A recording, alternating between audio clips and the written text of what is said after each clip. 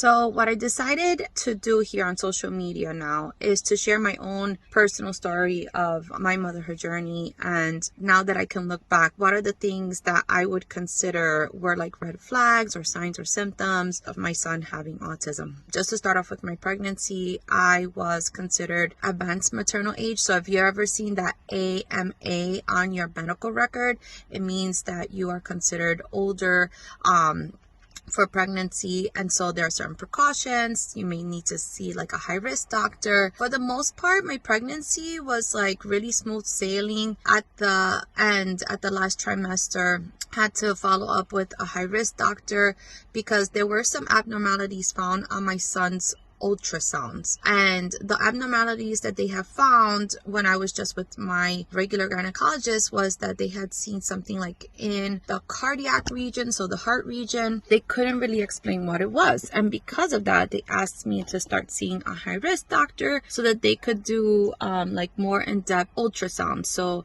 then I was going more regularly, and they were following up with me more regularly to track my ultrasounds to see if they noticed any progression. And from there, I had to go get a fetal echo, which is to look at the baby's heart, which again is just like another ultrasound. That came back normal. At some point, I remember the high-risk doctor wanting me to do like a fetal MRI. I declined that. I did the extra blood work that they wanted to do, which came back normal. Everything was good, except also that he was small. His dad had a history of also being very small for gestational age, and that just means that you're following the timeline correctly, but the baby is just growing on a lower part of what we call is like the growth curve. That was another red flag, right? There was definitely like something going on that we really couldn't explain. From there, I also ended up having an emergency C-section, which, to be quite honest with you, while doing autism evaluations, I did notice that many moms had a history of having emergency C-sections. My emergency C-section was due to them giving me Pitocin at a very high dose. My nurse was against it. That was a big